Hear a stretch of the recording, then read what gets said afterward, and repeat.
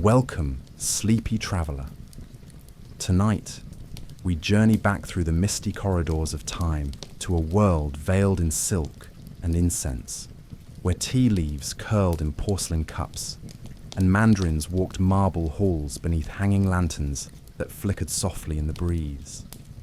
You are drifting gently into the heart of the Qing Dynasty, once the mightiest empire in all of Asia. It is the early 1800s, and the Forbidden City stands proud and aloof, its golden roofs shimmering under the heavy hush of imperial rule. Outside its crimson walls, the empire stretches across deserts and mountains, rice paddies and river deltas, holding tightly to a sense of divine order, where tradition clings like morning mist to the banyan trees. In this serene but shifting land, something sweet-smelling begins to waft in from the sea, faint at first, then thick and unshakable. It is opium, dark and sticky, wrapped in tarred paper and traded like silk once was. British ships glide silently into Chinese harbours, carrying not spices or silver, but a bitter blossom of addiction. The East India Company, perched in the hills of Bengal, floods the Chinese coast with Indian-grown opium, despite imperial edicts forbidding its spread. You see, tea and porcelain had become all the rage in Europe, and silver was flowing eastward in great gleaming rivers. But now, the tide is about to turn. The British, seeking to balance their trade, have found a poison that the empire cannot resist. In smoky dens along the Pearl River, under bamboo rafters and soot-streaked lanterns, Chinese citizens recline with heavy lids and hollow eyes, cradling long pipes and sinking into the amber dreamscape of opium's embrace. It begins with the poor, then seeps upward like floodwater in a creaking house. Merchants, farmers, scribes, even soldiers and scholars, none are immune. Families crumble in silence. Fortunes vanish into the haze. The emperor, Daoguang, seated beneath silk dragons and jade scrolls, looks on with growing dread as silver hemorrhages from the treasury and the veins of his people blacken. In 1839, he appoints a man of fierce principle, Lin Zexu, who rides south like a rising storm. Lin, stern-eyed and resolute, arrives in Canton with imperial decree in hand. He demands the surrender of all foreign opium stocks and destroys them, over 1,000 tons, pouring the sticky brown sludge into trenches mixed with lime and salt water. It is a bold, defiant gesture, and the British respond with war. Their ships are ironclad and coal-fueled, armed with cannons that roar like thunder over the Pearl River. Chinese junks, lovely in form but ancient in function, burn under sheets of fire. The First Opium War is brief, humiliating, and decisive. The Treaty of Nanjing, signed in 1842, tears open the flesh of the empire. China cedes Hong Kong, opens 5 treaty ports to British control, and agrees to a massive indemnity. The dragon has been wounded, and worse still, the poppy has taken root. Even in defeat, opium continues to flow. A second war will follow, then rebellions, foreign concessions, and a long, painful unravelling. The Middle Kingdom, once so inward-looking and proud, becomes a playground for foreign powers. By the time the 20th century dawns, the Qing Dynasty is a crumbling shadow, and the last emperor is just a child watching the world change from behind gilded lattices.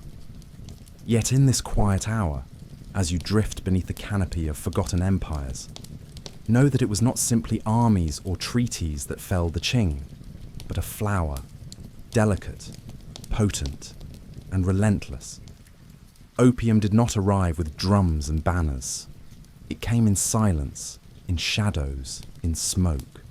It moved not with soldiers, but with habit, dependency, and despair. It whispered promises of escape and delivered generations of decay. And so, the greatest empire of China unraveled not in a roar, but in a long, slow sigh. The years that followed the First Opium War drifted like smoke over a river, slow, ungraspable, and thick with change. The Treaty of Nanjing, signed with trembling brushstrokes on parchment that crackled like old silk, became the first of what the Chinese would bitterly call the unequal treaties, opening not just ports, but wounds that would never truly heal. British merchants now walked freely through cities once closed to all outsiders, setting up their counting houses, their tea warehouses, their clubs with mahogany furniture and imported gin. Opium, no longer smuggled in the shadows, was sold in broad daylight, its presence legitimised not by law, but by defeat. In the tea shops of Guangzhou, the air was laced with its sour, sweet scent.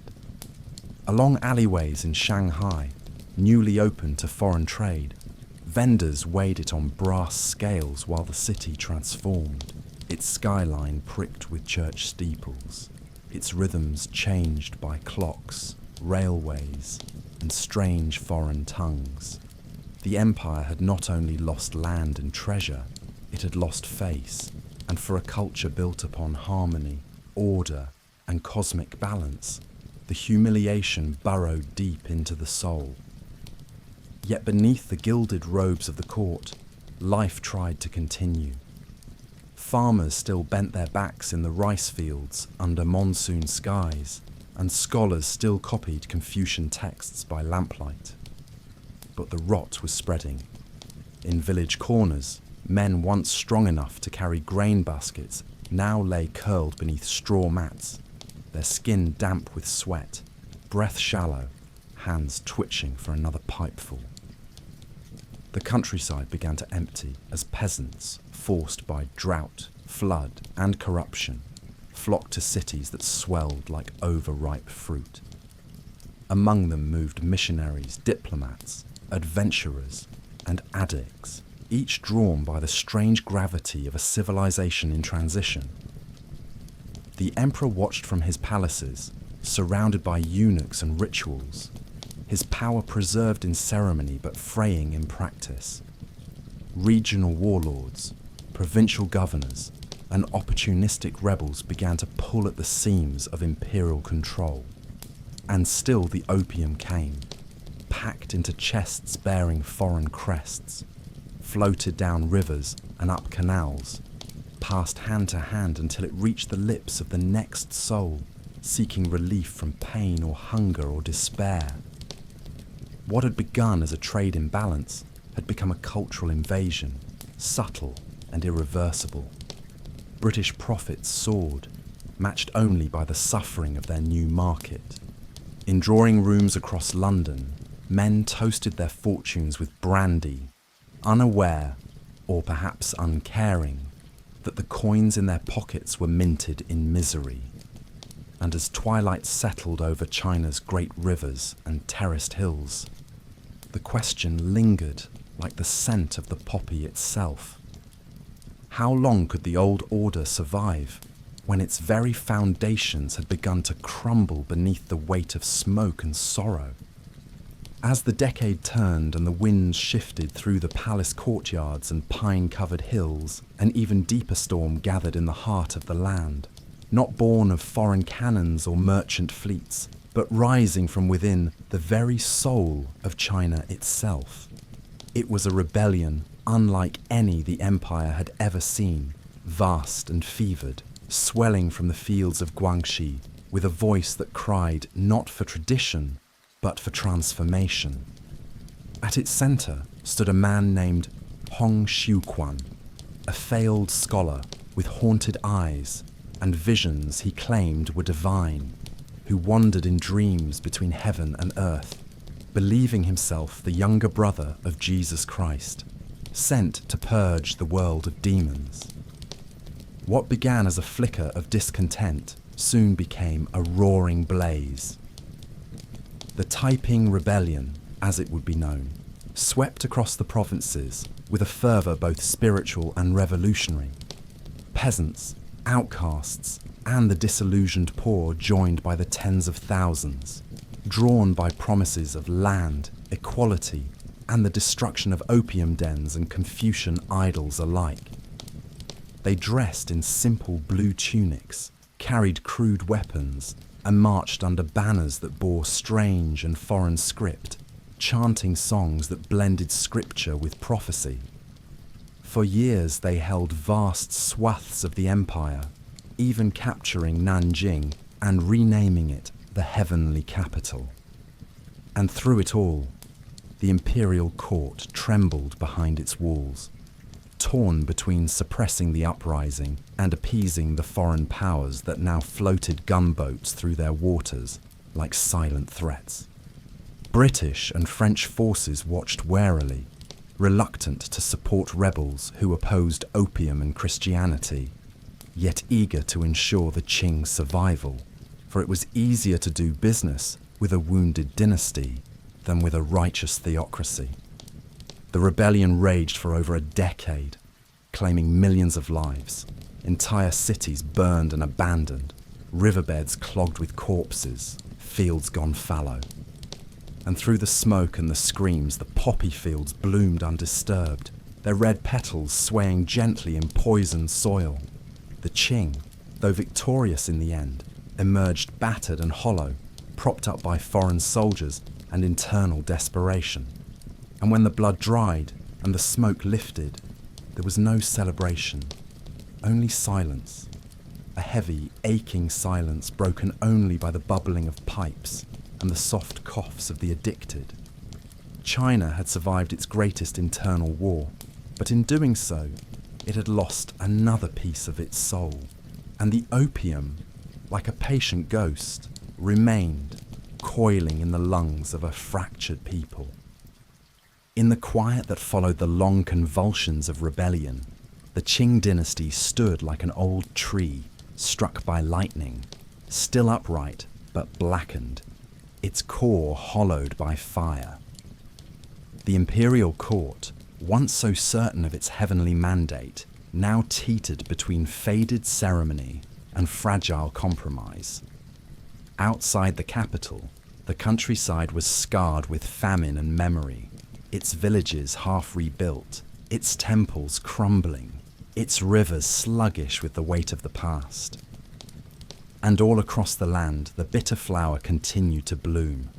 Opium, once whispered about in shame, had become commonplace, an accepted rhythm in daily life. It was sold in shops with carved lattice windows, smoked in inns and family homes, even consumed by officials charged with enforcing its ban. The emperor's decrees piled up like autumn leaves, fluttering uselessly in the corridors of power. Local magistrates, underpaid and overburdened, took bribes in silver and silence. In cities like Shanghai and Tianjin, newly carved into foreign spheres of influence, the opium dens were more opulent than ever, adorned with velvet cushions, gilded lanterns, and servants trained to refill pipes with delicate precision.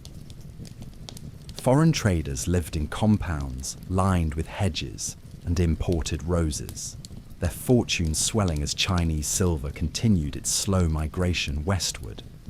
The streets outside buzzed with rickshaws, coolies, missionaries, spies, and the ever-growing web of Western presence.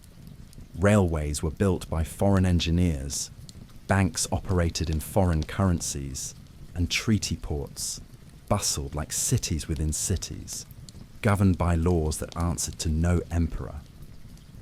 Within the Forbidden City, the aging court began to turn its gaze toward the west, not in admiration, but in wary necessity. Modern weapons were purchased, telegraphs strung between ministries, military drills introduced under the guidance of foreign advisors. But the changes were uneven, resisted, resented. Some saw hope in reform, others clung to the sanctity of tradition. And still, in every corner, the pipe was passed. Young students, sent abroad to study, returned to find their fathers sunken into pillows, glassy-eyed, the family fortunes eroded grain by grain. The empire had entered a strange twilight where old and new sat uneasily side by side. Steamships moored beside dragon boats. Phonographs echoed through alleys where paper lanterns still swayed. The opium trade itself evolved, now refined, taxed, and controlled not just by British merchants, but by Chinese syndicates and warlords, who saw in it a source of power far greater than any army. Addiction was no longer just a social ill. It was a structure, a scaffold that held up pieces of the economy, the bureaucracy, and even the military. What had once been imposed by outsiders was now enmeshed in the empire's own flesh. And through it all, the people endured. Mothers raising children between pipe sessions, farmers pawning tools for another taste, scholars writing essays denouncing the drug with ink-stained fingers that trembled from withdrawal. In the imperial archives, scrolls recorded taxes, deaths, opium seizures and births in the same measured script, as if all were part of the same fading dream. And perhaps they were, for in this era, where time moved both forward and in circles, and where the line between recovery and collapse grew ever more blurred, the fate of the empire no longer seemed like a question of policy or strength, but of time. How long could something so vast and wounded continue to drift, not with resistance, but with surrender? Beneath the dim glow of lanterns swaying on lacquered beams, a new generation began to stir, born into an empire that seemed older than stone, and yet trembling at the edge of something unseen. These were children of the fractured Qing, raised in shadowed courtyards where incense still curled upward toward fading ancestral altars, but where news of the outside world crept in like water through cracked tiles. In treaty port schools and mission-run academies, boys in tunics recited classical texts by day and whispered about railroads and republics by night. The old world, rooted in filial piety and the cyclical turning of dynastic fate, now coexisted uneasily with telegram wires and printed newspapers. And everywhere, beneath this restless quiet, opium smoked on. It was no longer confined to distant dens or coastal cities. It had become a fixture of daily life, woven into moments as ordinary as the evening meal or the morning market. Portable pipes hung from the belts of porters and merchants alike. Clay tins of the drug changed hands in silk-lined parlours and in soot-dark alleys, passed between hands both calloused and soft. Even the temples, once sanctuaries of stillness, could not escape the haze, their incense holders sometimes repurposed by addicts seeking a final moment of release beneath the gaze of silent stone Buddhas. In some regions, the poppy replaced rice as a more profitable crop, entire hillsides blooming with red under the sun, tended by hands that once sowed grain. Local officials, unable to collect enough in land taxes, began to rely on opium revenues to balance their ledgers. Smugglers prospered. Secret societies grew bold, funded not by ideals, but by the steady drip of addiction's economy. Warlords began to rise, men with private armies and silk robes stitched with foreign thread, who used opium to pay soldiers, build roads, and rule like miniature emperors within the husk of a fading state. The central government, meanwhile, clung to formality, its proclamations still printed with the imperial seal, its ministers still bowing low beneath painted dragons.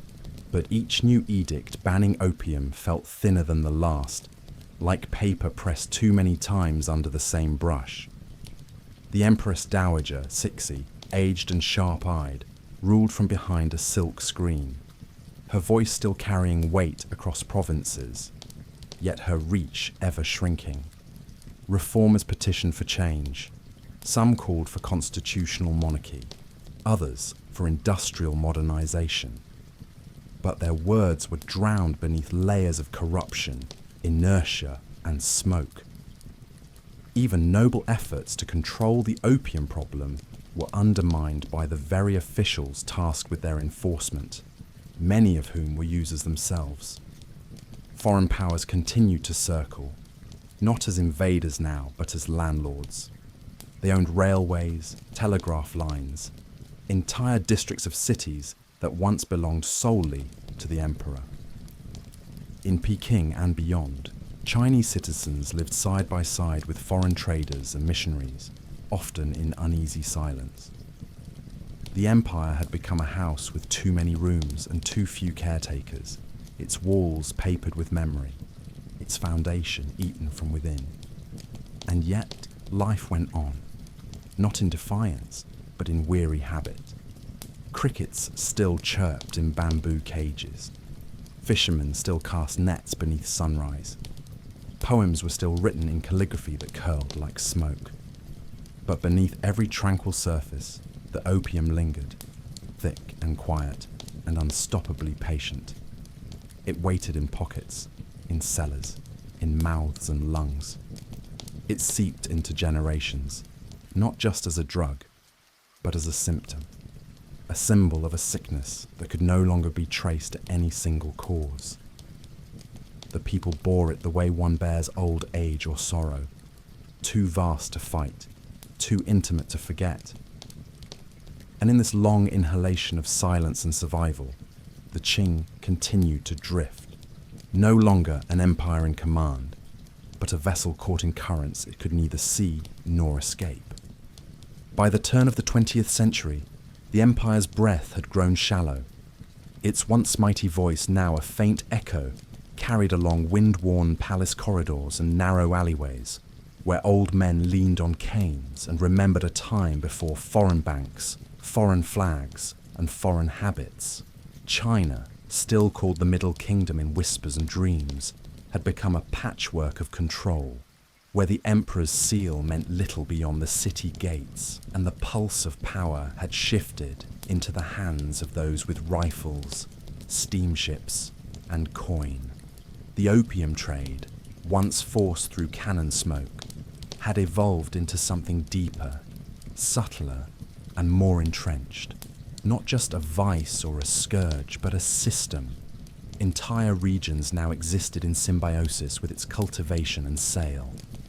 Officials taxed it quietly, families grew it without shame, and users, once hidden in shameful corners, smoked openly with the weary indifference of habit. In the mountain valleys of Yunnan and Sichuan, fields of poppies swayed in rows as neat as any orchard, their delicate petals like tiny paper lanterns glowing beneath the morning mist.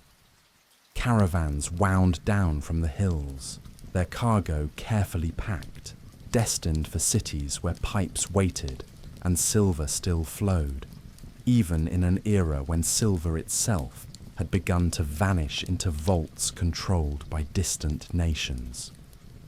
Reform movements flickered like brief candles in the dark. Some officials, younger and educated abroad, returned filled with urgency, believing that China could still rise if only it shed its old skin and embraced the steel and science of the West. They proposed modern schools, modern laws, and most pressingly, the eradication of opium once and for all. They called it a national shame, a sickness that had to be cut from the body with steady hands and unflinching will. For a moment, it seemed possible. In 1906, under intense internal pressure and quiet foreign urging, the Qing government declared a 10-year plan to wipe out opium entirely. They issued bold edicts, published posters, held ceremonies where pipes were broken and ashes buried. Some provinces showed progress. Arrests increased. Smokers registered and entered rudimentary treatment centres, some voluntarily, many not. But beneath this thin crust of reform, the truth remained. The empire was too fractured, too late, and too tired. Corrupt officials sabotaged efforts for profit. Local warlords simply taxed opium harder to compensate for lost revenue elsewhere, and users, now numbering in the tens of millions, found new ways to hide their habit or simply ignored the law. The foreign powers, once so eager to flood the markets, now offered support for prohibition, but only after decades of enrichment, their own merchants having moved on to new ventures, their own cities built on the profits of a drug they now disavowed. In the countryside, little changed. Opium was still passed between friends after meals. Pipes were still handed from father to son, the bitter smoke a thread tying one tired generation to the next. Meanwhile, in Peking, the court grew quieter, its rituals more empty, its future more uncertain. The last emperor, a boy barely tall enough to see over the golden throne, watched the world change from behind painted screens, while men and women in faraway cities debated revolution and rebirth. The opium still flowed, not in great floods now, but in endless rivulets, through markets, through families, through memory itself. It had become not just a trade or a toxin, but a presence, like humidity in the air or dust on the floor. And so, even as the empire made its final efforts to stand upright, the weight of this long, slow poisoning clung to its bones. A quiet, relentless pull toward surrender, not with a cry, but with a sigh so soft it could almost be mistaken for sleep. When the dynasty finally fell in 1912, it did not collapse in fire or fury, but folded in on itself like tired silk, centuries of tradition and power gathering into a single soft breath before vanishing. The boy emperor, Pu Yi, was removed from his throne with hardly a murmur, the dragon banners taken down, the imperial court dissolved like old incense in rain. China emerged into a republic not with celebration, but with confusion, like a person waking from a centuries-long dream. And yet, for most of the country, life continued in familiar rhythms, only now without the illusion of celestial order. Local warlords carved the land into shifting territories, their loyalties fluid, their ambitions unchecked. Some ruled with violence, others with charisma, most with a mixture of both. And through all these changes, opium remained, no longer an external plague, but a domestic inheritance. In many regions, it was the economic lifeblood, the glue that held armies together and paid for roads, rifles, and rice. Warlords taxed it, smoked it, traded it, and used it as a tool of control. Their soldiers, often unpaid in coin, were compensated with small rations of the drug, enough to keep them loyal, enough to keep them dependent. Towns that had once resisted the drug now relied on it to fund their basic needs. Schools, bridges, and public works were financed by the cultivation of poppies, and local populations, trapped between hunger and habit, submitted to its logic. In cities like Beijing and Chengdu, the opium dens flourished once more, some hidden behind tea houses, others proudly displaying their wares with polished brass signs and embroidered curtains. The rich smoked in silence, reclining on cushions, while attendants tended to their needs with lacquered trays and quiet efficiency. The poor huddled in crowded cellars, their eyes glazed, their fingers curled around communal pipes. Attempts to end the epidemic continued in fits and starts. Some officials tried to launch new campaigns, passing laws, seizing shipments, punishing addicts. But the machinery of enforcement was rusted and fragmented. Bribes were common, records falsified, arrests selective. Worse still, as power shifted constantly between rival factions, each new regime viewed opium control either as a nuisance or a threat to their revenue. Foreign powers, now less dominant but still influential, watched from their concessions with mild concern, their interests still tangled in banks, railways, and remnants of colonial ambition.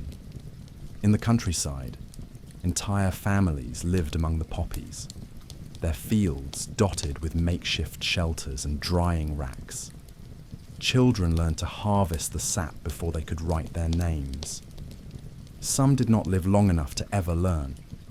The drug was no longer an invader, nor even a curse. It was a fact, as steady as the changing seasons, as accepted as sorrow. And yet beneath all this, something new was beginning to form, slow and invisible, like sap thickening beneath bark.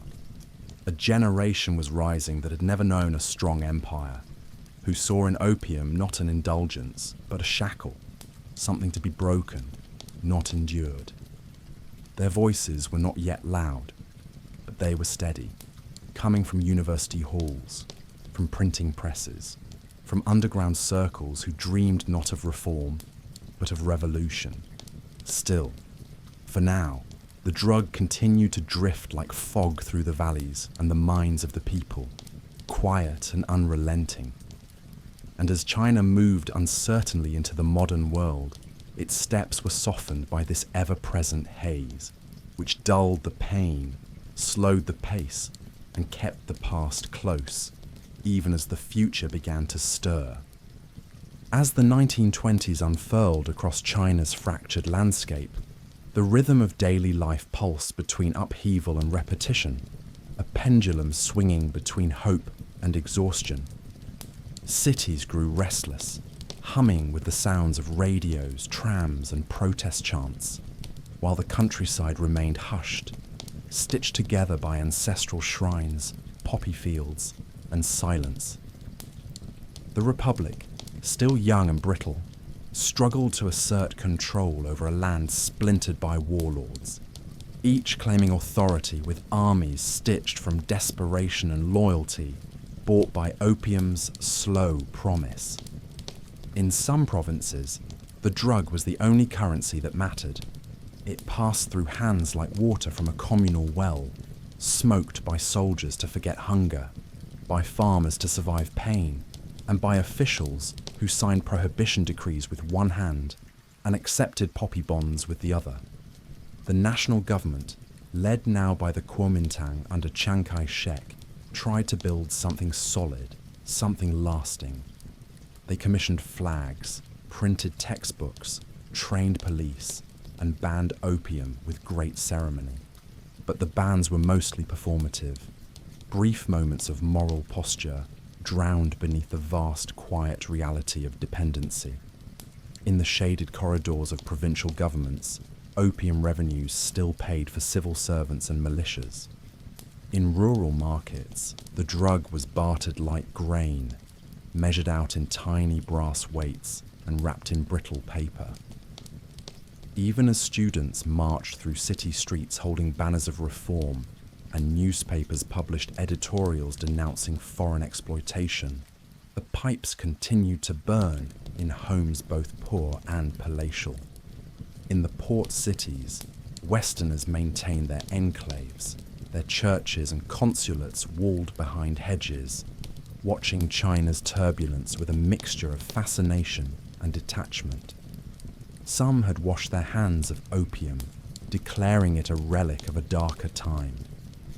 Others still traded it discreetly, laundering it through networks of local collaborators and neutral flags.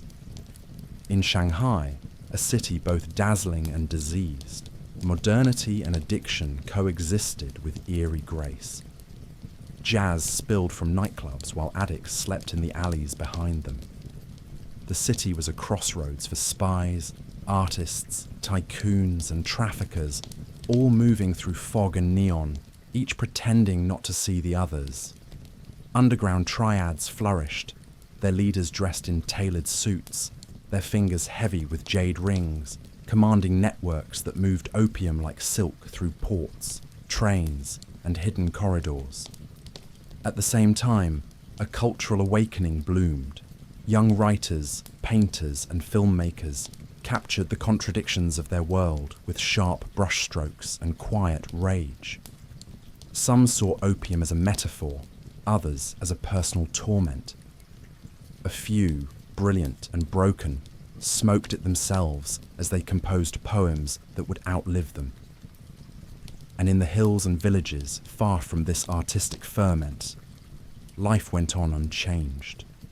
Women fetched water, men bent over fields, and in the evenings, families gathered under oil lamps, some sharing a meal, others passing a pipe, saying little. The Qing was gone, but its ghosts lingered, not in banners or buildings, but in habits so deeply rooted they felt ancestral. Efforts to uproot opium often failed, not because they were weak, but because they were late. Too many lives, too many systems had grown around the drug like vines around old stone.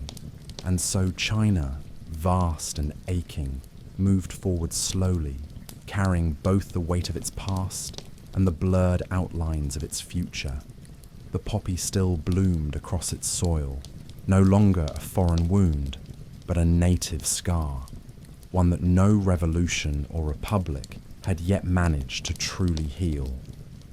By the time the 1930s arrived, the wind over China carried the scent of war, heavy and metallic, yet the fields of poppies still swayed in the breeze, their red petals trembling beneath skies that were no longer only clouded by opium smoke, but by the gathering threat of foreign invasion. The Japanese, having already taken Manchuria in 1931, loomed like a storm just beyond the horizon, their ambitions unmistakable, their movements precise. Yet within China's own borders, the fight against opium remained as murky and fragmented as ever, lost among competing agendas, broken promises, and a public grown numb from decades of addiction and betrayal. The nationalist government, under Chiang Kai-shek, once again declared war on the drug, launching campaigns with slogans and banners, arresting traffickers, burning fields, and staging public destructions of opium stores, all meant to show resolve, to project moral leadership. But behind the press releases and patriotic speeches, the truth twisted like smoke. In areas controlled by the Kuomintang, opium was often still tolerated, even taxed, its profits funneled into military coffers, its use overlooked if politically convenient. In communist territories, Mao Zedong's forces took a harsher stance, executing dealers, destroying crops, and mobilizing local peasants to purge their communities of the substance. In some regions, these efforts succeeded in disrupting the trade, but the price was often steep, brutal, swift, and unforgiving. And still, the drug persisted. It flowed along new routes carved by the chaos of civil war and foreign intrusion, passing through mountain trails and coastal harbors, carried by traders who cared little for flags or ideologies. In cities like Chongqing, makeshift dens multiplied in back alleys, tucked behind noodle shops and paper stalls. The addicts were thinner now, often displaced refugees, ex-soldiers, or orphans of the battlefield, their eyes vacant, their limbs trembling. Some smoked to forget the bombs, others to remember something warmer than the present. In the countryside, farmers quietly resumed poppy cultivation after each government raid, planting seeds in hidden valleys, waiting for the officials to leave, for the soil to bloom again. The crop was simply too profitable, too reliable. Rice could fail. Opium, if hidden well enough, never did. The Japanese, too, understood the value of the drug, and as they advanced through northern and eastern China, they established their own systems of control. In puppet states like Manchukuo, opium was used as a tool of pacification, flooding the region with supply while local authorities looked the other way. Revenue was extracted from addiction with cold efficiency, turning human weakness into a machine of occupation. Across this fractured and bleeding land, the drug had ceased to be a symbol of decadence or foreign corruption. It had become instead something colder, more structural, a currency, a lever, a quiet occupation of the body and the will. Yet despite this, resistance flickered in quiet corners. In village meetings, elders spoke of how the drug had ruined their sons. In factory towns, workers whispered of a better China, one free from both addiction and invasion. And in guerrilla camps tucked into the mountains, revolutionaries dreamed of a country cleansed not just of enemies, but of opium itself, scorched from the earth like a parasite. The decade crept forward with a heavy tread. Bombs fell, cities burned, armies clashed and collapsed. But the poppies still opened in the morning sun, indifferent, their beauty undimmed by the suffering they helped sustain. And so, amid warlords, generals, peasants and politicians, amid maps redrawn by violence and futures spoken in fear, opium remained, a slow, humming thread beneath the noise, wrapping itself around China's destiny like ivy on old stone, waiting for the moment when someone, at last, would cut it away for good.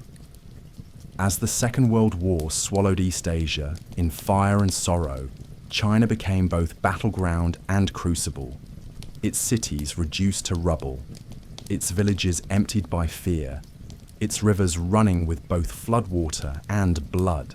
The Japanese invasion, brutal and unrelenting, devastated the eastern provinces, shattering infrastructure, displacing tens of millions, and creating a humanitarian crisis of almost unthinkable scale. Yet amid this suffering, opium continued to thread its way through the cracks, not vanished, not forgotten, but transformed, its role shifting like smoke in a broken mirror. The chaos of war disrupted supply lines, closed some dens, burned some fields, but in the vacuum left behind, new networks quietly emerged. Local traders, guerrilla groups, and opportunistic officials adapted quickly, harvesting what they could, hoarding what remained, and selling it to those too weary to resist. In occupied territories, Japanese authorities often allowed the opium trade to continue, turning addiction into a form of soft control. In areas under nationalist and communist sway, the response varied by necessity rather than ideology. The communists, often idealistic but pragmatic, continued their crackdowns, punishing opium-related offences with swift, sometimes final justice. But even their red zones could not entirely root it out, for the drug had nested itself in the desperation of the people, not merely as pleasure, but as painkiller. In nationalist strongholds, the government, stretched thin and riddled with internal corruption, allowed opium to circulate in the shadows, often sanctioned quietly by military officials who needed the profits to fund defense and retreat. The air was thick with ash and smoke, some from burning villages, some from cooking fires, and some from opium pipes, lit in secret by refugees huddled in makeshift camps, by widows seeking sleep, by wounded soldiers numbing their stumps and scars. In cities like Kunming and Guilin, temporarily safe from the worst bombing, dens returned, hidden behind curtain shops or within tea houses, their patrons quieter now, older, sadder. They no longer smoked for pleasure, but for stillness, for some semblance of relief in a world gone mad. The poppy fields shrank in some areas, but thrived in others, particularly in borderlands where warlords operated with impunity and the state had no reach. There, opium was once again a crop of necessity, a thing that could be traded for bullets, salt, or food. It became a local currency in places where national currency had lost all value. And though the voices calling for eradication had not fallen silent, they had grown distant, overpowered by the din of bombs and retreating footsteps. For every pamphlet printed about reform, there were 10 new refugees, 20 more orphans, 100 more reasons to surrender to the haze. But somewhere, in the remote hills, in the underground cells of revolutionaries, in the small notebooks of student radicals, the vision of a clean China, an opium-free China, still smouldered, preserved like embers under ash. These dreamers, scattered and overmatched, wrote essays and slogans, held whispered meetings, and imagined a nation built not on compromise, but on cleansing. The war dragged on, ending only after Hiroshima burned, and the world itself seemed to exhale in exhaustion. China emerged victorious, but ruined, its cities scarred, its people aged by famine and horror, its political landscape more divided than ever. Yet even in this moment of transition, as old enemies retreated and new ones took their place, opium remained, shape-shifting, surviving, never fully extinguished. It lingered in medicine chests and soldiers' kits, in the corner stalls of black markets, in the memories of those who could not sleep without it. It had become part of the body of China, a scar, a phantom limb, a haunting, waiting quietly as the nation prepared to tear itself once more, not against a foreign invader, but against itself. When the war ended, China did not find peace, only a brief pause before the storm curled in upon itself once more, this time not from abroad, but from within, as the civil war between nationalists and communists resumed with a vengeance, raw and unforgiving. The countryside, already worn thin from years of marching boots and scattered ashes, became a battlefield again, where loyalties shifted like dust on the wind, and the future of the nation narrowed to a question of whose flags would remain standing when the blood dried. Through this turmoil, the opium trade continued, a survivor not just of regime and rebellion, but of habit, need, and despair. In nationalist territories, still weakened by corruption and exhaustion, the drug remained tolerated in practice, even as it was denounced in rhetoric. Officials who had once promised reform now relied on revenue from opium production and sale to sustain their war efforts, funneling its profits into arms and salaries, into propaganda and retreat.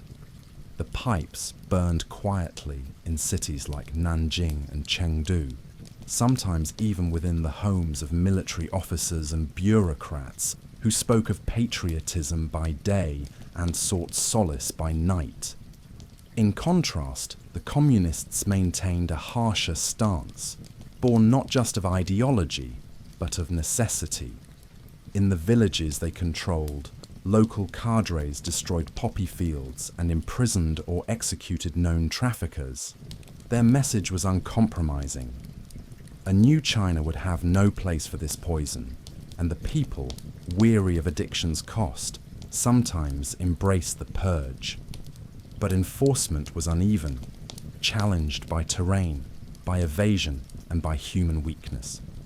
In some corners, revolutionary fervour faltered, and poppies were allowed to bloom in secret under the moon, hidden behind walls of bamboo or woven into other crops. As the communist forces advanced, their victories grew more decisive, their governance more structured. They promised a future free from colonial shame, from corruption, from hunger, and from opium. And to many, especially in the countryside where families had seen generations lost to smoke and sleep, this was not just rhetoric, it was salvation. When Mao Zedong's army finally entered Beijing in 1949, the People's Republic of China was born not in tranquility, but with the slow exhale of a people long held under water.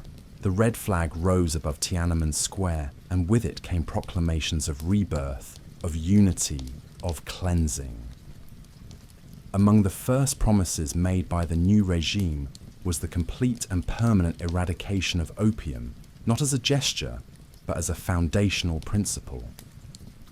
Unlike the hesitant half measures of past governments, this campaign was immediate, widespread, and ruthless.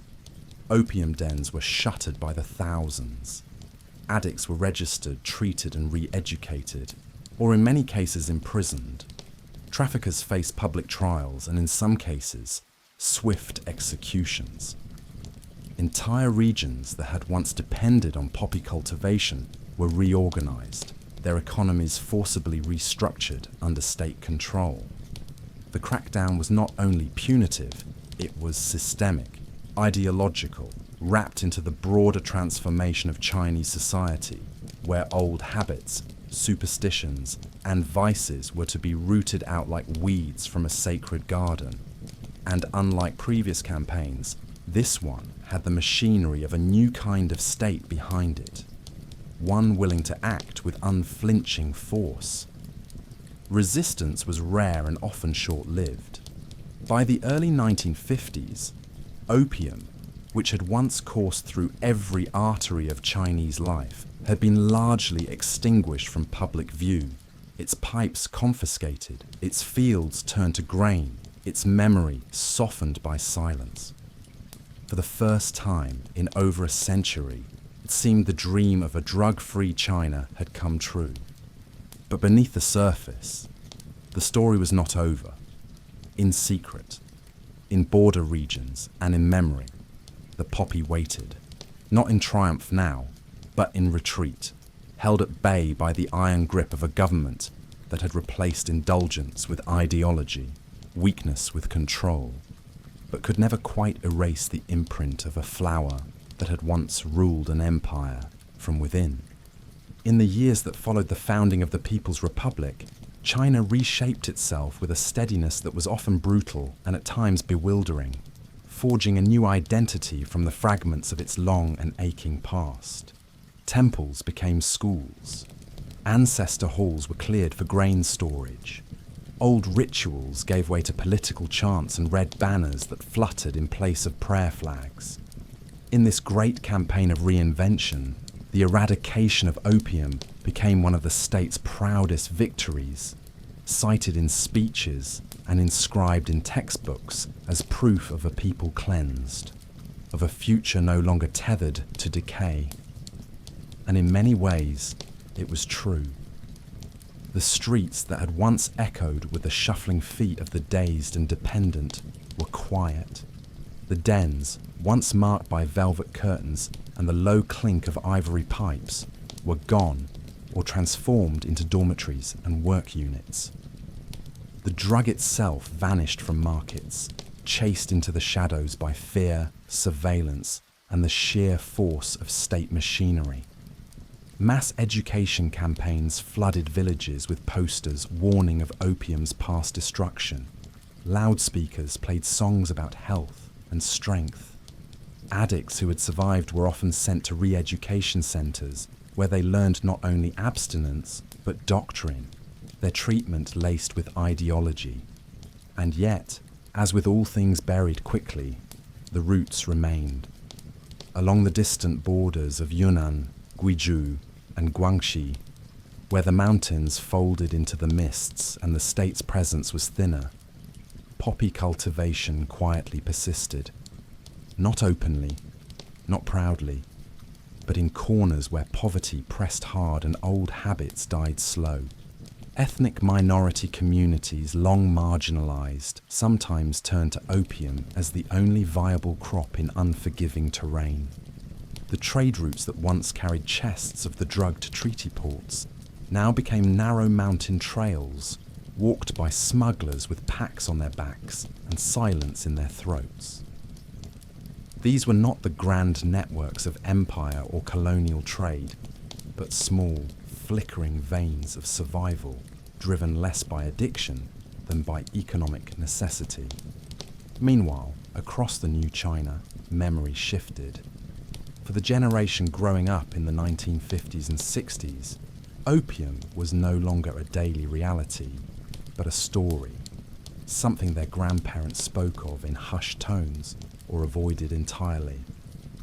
The party's narrative framed it as a foreign poison, a colonial weapon, a chapter of humiliation now closed.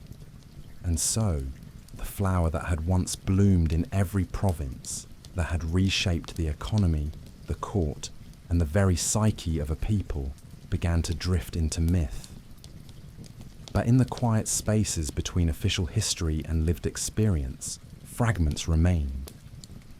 A wooden pipe tucked into a drawer, a photograph yellowed at the edges, the thin scars on an elder's arm. These were the remnants not of empire or trade, but of lives shaped by smoke, by longing, by loss. Even as China modernized, building factories, launching satellites, raising cities from fields, the memory of opium lingered like a faint scent after rain, sweet and cloying, impossible to fully name or forget. The state had banished it with extraordinary force, but beneath every triumph was a silence, and within every silence the shadow of what had once been daily, necessary and inescapable. For though the poppy no longer grew on the terraced hills of the Yangtze, or glistened in silver bowls on scholars' desks, it had left a different kind of seed, one rooted not in soil, but in the deeper layers of history, in the unspoken places where sorrow and survival meet. And as China moved faster, louder and higher, there were still moments, rare, fleeting, when someone would remember the way it once felt to lie back beneath a low, smoke-dark ceiling, the world drifting, the pain softening, the hours slipping like water between the fingers. In a new China of industry and order, those memories faded, but they did not vanish. They waited, as memory always does, in the quiet places where the past still breathes. As China entered the final decades of the 20th century, the land moved with a different rhythm, one shaped not by emperors or revolutionaries, but by steel, cement, and speed. Cities climbed skyward, their streets filled with bicycles and the distant clang of construction. The countryside too began to change, as electricity hummed through village wires and loudspeakers replaced temple bells. The Communist Party's grip remained firm, its slogans repainted each year in red and gold, but the China beneath them was shifting in ways that echoed faintly, almost eerily, with the past. In the 1980s, under the cautious reforms of Deng Xiaoping, new markets opened and foreign trade returned. Not in gunboats or gilded chests this time, but in contracts and shipping containers. Prosperity, long denied, arrived quickly for some and not at all for others. Inequality bloomed alongside neon signs. With it came new temptations, new vices, and in the far corners of the country, the poppy began to whisper again. The state had declared victory over opium decades earlier, and for much of the population, it was true. The dens were gone, the addiction rates shattered, the flower's ghost held at bay. But borders, especially those drawn across mountains and jungle, remained porous. In the Golden Triangle, the region where Burma, Laos, and Thailand meet, a vast illicit trade in opium and heroin thrived, fueled by instability, guarded by militias, and trafficked along routes older than the nations that now claimed them. From there, drugs slipped into Yunnan province and beyond, carried by foot, mule, or hidden beneath the floorboards of trucks. The opium was no longer just a local indulgence, but a product refined into heroin, more potent, more addictive, more deadly. Chinese authorities responded with renewed campaigns, arrests, public trials, rehabilitation centres, execution notices posted in town squares. But the resurgence of drug use in certain regions, particularly among the young and the marginalised, revealed how quickly old patterns could resurface when pressure and opportunity aligned. The party did not permit nostalgia for the opium years. In its narrative, those days were sealed in the past, as a foreign humiliation fully conquered. But in back alleys of border cities, in rural pockets where opportunity was scarce, heroin spread silently. It did not announce itself with velvet cushions or jade pipes, but with syringes and secrecy. This was not the opium of old, ceremonial, social, half-shrouded in myth, but something colder, lonelier, more chemical.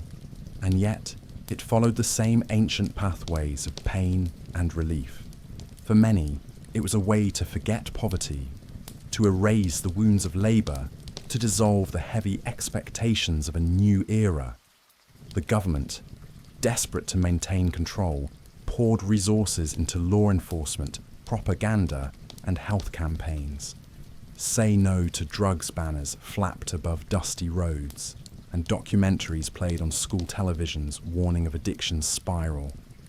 The results were mixed. In cities, a new kind of user emerged, young, disconnected, drawn by curiosity or despair. In border zones, entire communities were touched by trafficking, sometimes complicit, sometimes victimized, always vulnerable. And all the while, official history held firm. Opium had been defeated, its memory useful only as a warning. But those who knew the old ways, the long smoke-filled nights and the bitter sap scraped from flowers, carried a quieter truth, that no war is ever truly over, only paused, reshaped, or renamed. In this new China of booming skylines and swelling banks, the spectre of opium was not gone, only hidden deeper, woven into the cracks of ambition and modernity. The flower still grew in distant fields, its petals just as soft, its power just as seductive. And though the country no longer smoked openly, it remembered, deep in the bone and the soil, the long century in which a single bloom had brought an empire to its knees, not with noise, but with a sigh. As the 21st century unfurled over China's vast and restless terrain, the echoes of the opium years seemed more distant than ever, muffled by the hum of bullet trains, the glow of LED billboards, and the ceaseless rhythms of commerce and construction. Skyscrapers rose where temples once stood. Smartphones replaced scrolls, and the children of farmers learned coding in cities their ancestors had never dared to dream of entering. The official memory of opium had hardened into a lesson, a dark chapter in museum glass, retold in school books and party speeches as a parable of weakness, of foreign cruelty, of national shame vanquished by revolutionary will. It was a closed story, or so it was said. But history never disappears, not fully. It lingers in places untouched by noise or light, in mountain villages where elders still recall the time before the poppy vanished, in borderlands where shadows stretch longer than laws. The flower itself remains, cultivated legally, in tiny, regulated plots for medicinal morphine, but more often grown illegally, just beyond reach. Its seeds scattered by hands with little to lose. The Golden Triangle still pulses with its slow harvest, shifting routes and methods each year to stay ahead of detection. Heroin remains the inheritor of the opium legacy, now joined by synthetic drugs, new poisons, more potent, easier to hide. In response, the state intensified its vigilance. The anti-drug campaigns became permanent fixtures of policy, a dance of prevention and punishment carried out with bureaucratic precision. Rehabilitation centres stood like grey islands across the provinces, part hospital, part re-education facility, designed to extract addiction not only from the body, but from the citizen's sense of self. In some cities, police carried portable scanners to detect narcotics. In rural areas, officials made home visits to ensure compliance. Yet, despite all efforts, the numbers still whispered back, cases rising here, spiking there, quiet epidemics in towns where opportunity had soured into disillusionment. Meanwhile, the narrative remained tightly held. To speak of opium as anything other than past defeat or present threat was dangerous, unpatriotic, a kind of forgetting that could not be allowed. But outside the reach of official memory, stories continued to flicker like candlelight. In tea houses, someone's grandmother still recalled the sickly sweetness of the smoke and the silence of rooms filled with dreams. In dusty bookshelves, scholars traced the economic veins of 100-year addiction, mapping how opium had not only weakened bodies, but altered the very shape of China's political and commercial existence. And in private corners of the internet, younger voices began to question why such a powerful story had been flattened into a single lesson. They searched for nuance, for the lives behind the statistics, for the aching complexity of a people both victim and participant, weakened and resilient, seduced and betrayed. Yet the poppy itself, indifferent to history, bloomed on. Not everywhere, not always, but enough. Its petals still opened in hidden fields, its sap still drawn by hands practiced in secrecy, its path still winding through the arteries of global trade. It had become not only a Chinese story, but a global one. Its roots now tangled in the soils of Afghanistan, Myanmar, and Mexico, its ghost-haunting border patrols and city clinics across continents. But in China, where its touch had once reshaped an empire, its presence was felt differently, less a fear of relapse, more a scar that still tingled in the cold. The century of opium had ended, decisively, painfully, and yet it had left something behind. Not only in soil and skin, but in the architecture of distrust, in the delicate balance between pride and vigilance, in the quiet sense that even the most beautiful flower can carry within it the seeds of ruin. And so the country moved forward, fast and vast, its people dreaming not of the past, but of the future, even as the past, soft-footed and fragrant, sometimes walked beside them still. And now, at the quiet edge of history, we drift gently into reflection, far from the noise of wars and revolutions, past the smouldering dens and broken treaties, beyond the emperors, the addicts, the farmers, the reformers. The story of opium in China does not end with a single event or decree, nor with a final battle or proclamation, but with a gradual exhalation, like smoke dispersing into a morning mist, its scent lingering just long enough to remind, not accuse. It is a story of power and profit, of bodies worn thin and minds undone, but also of survival, resistance, and a long, aching resilience. For more than a century, a flower no larger than a child's palm reshaped the world's oldest continuous civilization, not with force, but with longing. It offered escape, then claimed everything: time, silver, memory, control. And yet through each chapter of decay and defiance, the people endured. They ploughed and planted, wrote and wept, studied and marched. They grieved their losses and rebuilt their futures, one harvest, one generation at a time. In the end, the poppy was never merely an invader or a poison. It was a mirror, held to a nation in transition, reflecting its vulnerabilities, its betrayals, its ambitions, and its grief. To trace the path of opium through China is to walk through a forest of shifting truths.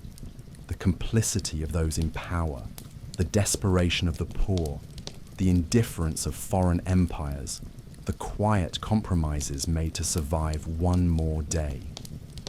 It is to feel the weight of history pressing not only on borders and banners, but on families, on breath, on dreams softened by smoke. Today, the poppy is mostly gone from Chinese soil, reduced to symbols, laws, and the quiet corners of memory. Yet its legacy remains, embedded in the careful caution with which China approaches foreign influence, in its fierce guarding of sovereignty, in its determination to never again be bent by trade, addiction, or humiliation. The past is not forgotten. It has been folded, pressed, and stored like silk robes passed down from ancestors, kept close, not worn, but never discarded. And now, as we bring this journey to rest, let us settle beside the still waters of remembrance. The empire has fallen, the fields have changed, the pipes have cooled, and all that remains is a story, slow and quiet, drifting through time like the last curl of opium smoke rising toward a cracked ceiling. Thank you for wandering with me. May your rest be deep and your dreams gentle. Good night.